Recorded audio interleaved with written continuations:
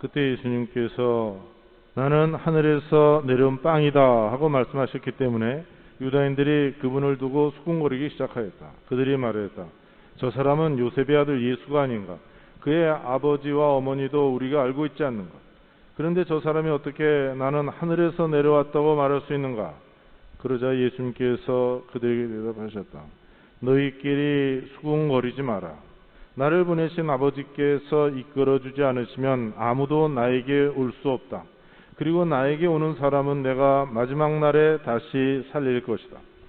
그들은 모두 하느님께 가르침을 받을 것이다 라고 예언서들에 기록되어 있다. 아버지의 말씀을 듣고 배운 사람은 누구나 나에게 온다. 그렇다고 하느님에게서 오니 말고 누가 아버지를 보았다는 말은 아니다. 하느님에게서 온 이만 아버지를 보았다. 내가 진실로 진실로 너희에게 말한다. 믿는 사람은 영원한 생명을 얻는다. 나는 생명의 빵이다. 너희 조상들은 광야에서 만나를 먹고도 죽었다. 그러나 이 빵은 하늘에서 내려오는 것으로 이 빵을 먹는 사람은 죽지 않는다. 나는 하늘에서 내려온 살아있는 빵이다. 누구든지 이 빵을 먹으면 영원히 살 것이다. 내가 줄 빵은 세상에 생명을 주는 나의 살이다. 주님의 말씀입니다. 네, 예수님께서 오늘 몇 번 반복해서 강조해 주시는 말씀입니다. 나는 하늘에서 내려온 살아있는 빵이다. 빵을 못 먹으면 죽어요. 그렇죠? 우리가 좀 살 뺀다, 다이어트 한다, 하지만은 그것도 먹으면서 또 배가 부르니까 하는 얘기지, 못 먹으면 죽습니다. 그런데 나는 살아있는 빵이다. 내가 빵이다. 나 예수님은 생명을 우리에게 갖다 주는 분인데 어떤 생명이냐면 하늘의 생명, 영원한 생명을 우리에게 갖다 주시는 분이시라는 겁니다.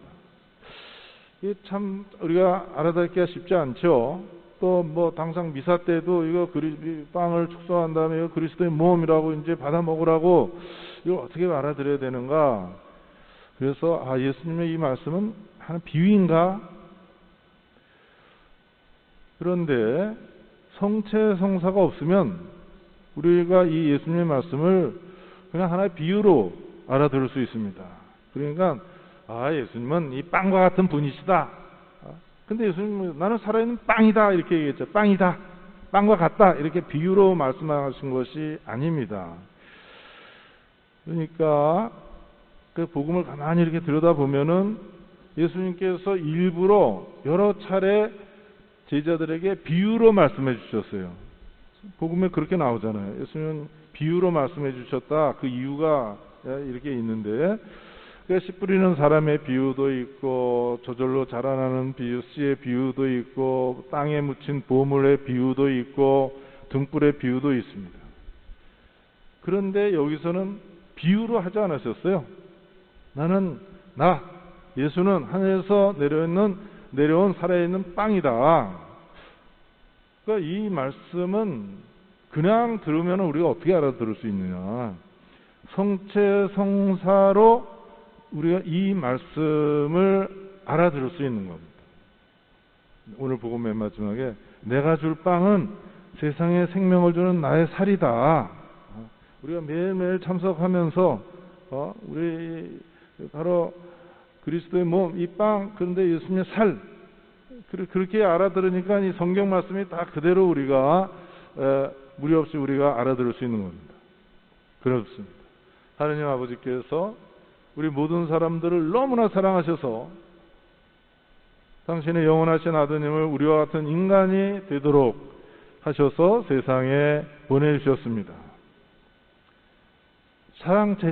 사랑 자체이신 이분 예수 그리스도는 십자가 죽음과 부활로서 예수님 자신을 우리에게 영원한 생명의 빵으로 내어주신 것입니다. 먹어라 이거 예수님. 부모님들 자식들을 위해서 다 빵이잖아, 밥이잖아, 먹히는 거 아니에요.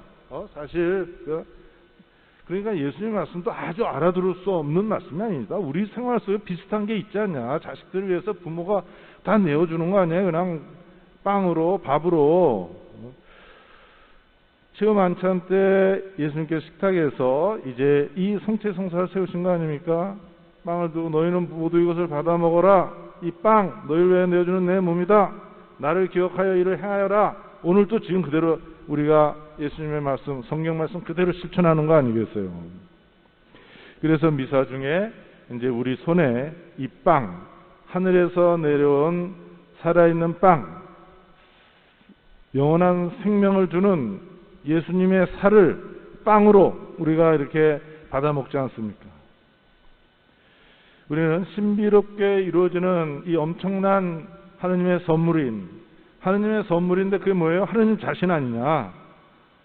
그 하느님의 선물로 하느님 자신을 받아 먹으면서 우리가 하느님과 하나가 되어갑니다. 하나가 됩니다. 우리가 예수 그리스도를 믿고 미사의 성체성사를 통해서 더 굳건하게 미사에 참여하면 참여할수록 더 굳건하게 더 건강하게 예수 그리스도와 하나 되어서 하나님의 자녀로서 튼튼하게 자라나고 있습니다. 오늘 복음에 보면은 그 사람들이 저 사람은 요셉의 아들 예수가 아닌가? 그의 아버지 어머니도 우리가 잘 알고 있지 않는가? 근데 어떻게 하늘에서 내려온 빵이라고 그러지?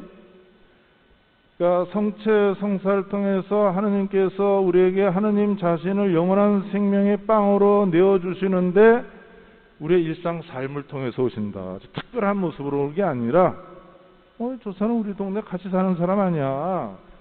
저 사람 아버지 목수고 저 사람도 목수 데모도 하는 사람 아니야. 일상생활에서 우리에게 다가오시는 우리 성체성사의 하느님이시라는 것을 우리가 분명히 엿볼 수 있습니다. 우리는 일상생활에서 우리를 하느님의 생명으로 구원하시는 주님을 만난다는 이 복음을 결코 잊지 말아야 되겠습니다. 이 성체성사에 와서 이게 주님을 받아 모시고 주님을 받아 먹잖아요. 자녀들이 결국은 부모를 먹는 거 아니야. 그런 것처럼 이렇게 신앙생활을 100% 하느님과 하나 되어 살아가는 우리들이 매일 만나는 가족들을 통해서 또 가까운 친지들, 일대에서 만나는 사람들 통해서 우리가 하느님을 만나고 그래서 우리의 삶은 의미 가득한 삶을 살아가고 있는 것이다. 일상 삶 안에서 바로 영원한 생명의 빵이신 주님을 우리가 받아 모시면서 우리가 살아가는 것이다. 그러니까 동네마다 성당이 세워지고 조금만 걸어서 오면 성체성사를 영하고 미사가 끝났으니 갑시다.